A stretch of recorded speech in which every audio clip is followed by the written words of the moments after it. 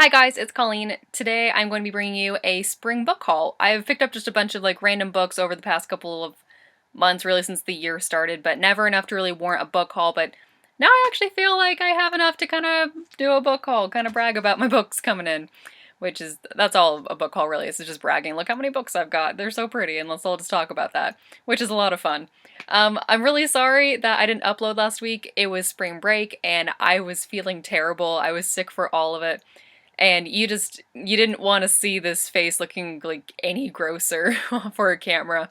So I opted to just skip a week, and I'm actually thinking about uploading 2 videos this week. The other one I'm thinking about, if I do upload it, is funny, silly, embarrassing, so I'm probably gonna do that one, so just hang on tight for that one. But in the meantime, like I said, this is gonna be a spring book haul. I've got a total of 6 books, and let's just jump right into it. So the first book that I have for you guys is The Dark Days Club by Alison Goodman. I already have this marked as in my TBR for the month, and I haven't started it yet. It's just gotten crazy busy. But this one is about a young woman who becomes a member of the Dark Days Club. It's set in Victorian London. She has to infiltrate high society and fight demons, and it just sounds really awesome. I love that whole twist on historical fiction where we have a traditionally feminine gender role or society or whatever, and they become ass-kicking assassins. So this book is right up my alley. It has a beautiful cover. Every page has kind of a damask design on them. And it's just really beautiful to look at, and you can bet that I'm going to get started on this really, really soon. Next, I picked up the Barnes & Noble Collector's Edition of Eleanor and Park by Rainbow Rowell. I read this book a month or so ago. I adored it. It's one of my new all-time favorites, and I just had to buy this one like I did for Fangirl. And it has the fan art in it from Tumblr, and it's beautiful.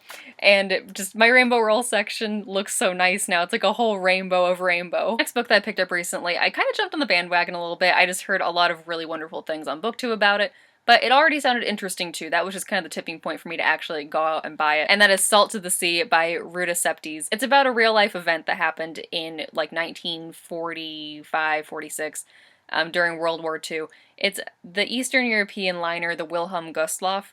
I remember reading about this in my history class, and there's something so clinical about reading about, a ship sinking in a history book where you're like, oh, that was sad. You just get such a different experience, in literature as opposed to history. Not to say that, being a historian means that you don't feel anything when you read about, tragedies like this, but there's something about where I'm going to be in a first-person perspective, I'm assuming, of these 4 different teenagers on the Wilhelm Gustloff that I feel is going to be really heart-wrenching and a lot more emotionally impactful than the single paragraph we read about in my history class back in high school. So like I said, this is about the real-life ship sinking of the Wilhelm Gustloff. It's somewhere in Eastern Europe. I want to say Latvia. But it's all these people that were trying to evade the Soviet influence and spread of power in Eastern Europe, and it gets sunk by a submarine missile.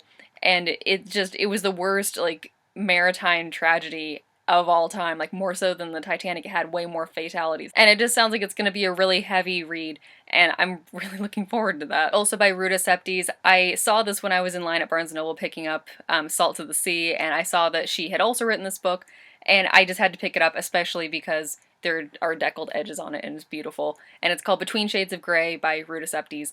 It is also about the Soviet invasion and spread of influence in Eastern Europe in the 1940s. And this follows a girl named Lena. She lives in Lithuania, and her family is taken by Soviet secret police. And they are sent off to a work camp in Siberia. And like with the other book, this is based on a real-life event. These are fictional characters. This is historical fiction, obviously, but it's a real, actual, tragic time that happened.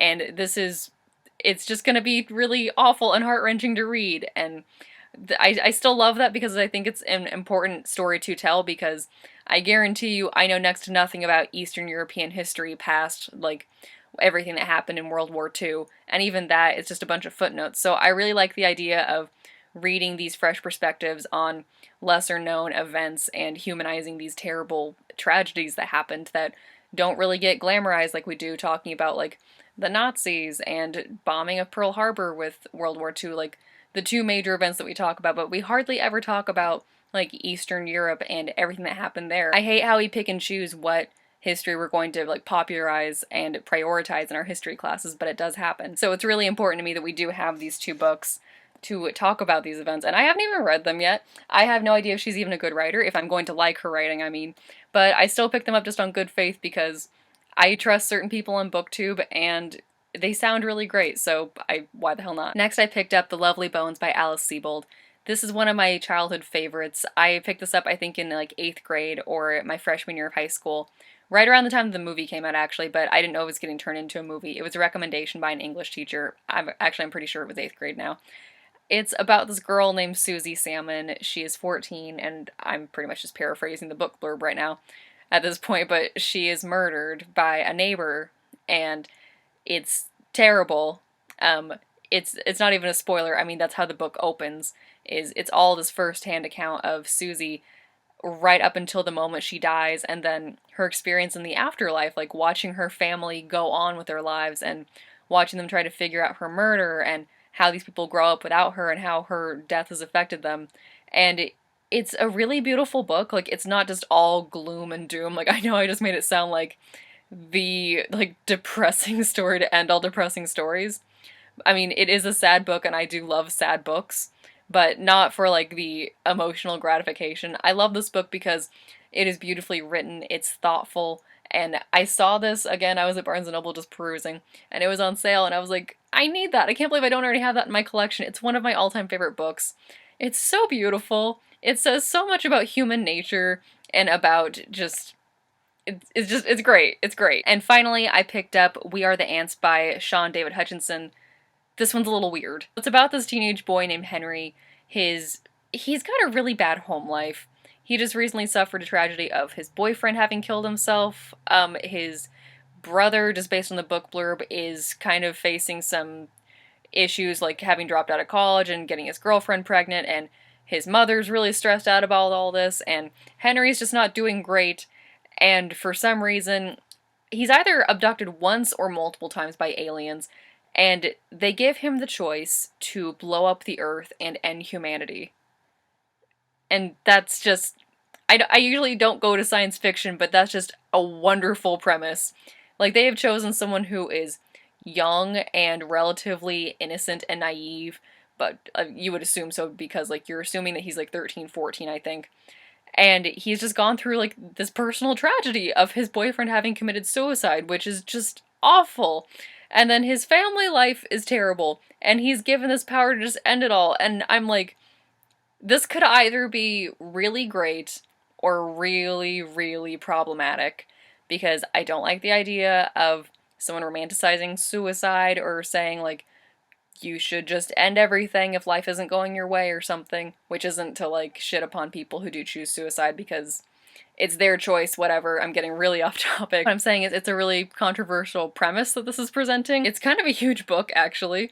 I love the cover design, by the way. I love, like, the time lapse of the stars. I have to read this. I'm definitely going to be reading this in April, and I don't know what to expect, but I really need this to be good. I need this to not be really problematic. Okay, these are the 6 books that I picked up this month. Thank you guys so much for watching. If you have any opinions on the ones that I haven't read, and you want to, like, prioritize some of them for me, go ahead and leave a comment. I'd love to know your opinion, and I'll catch you next time. Bye!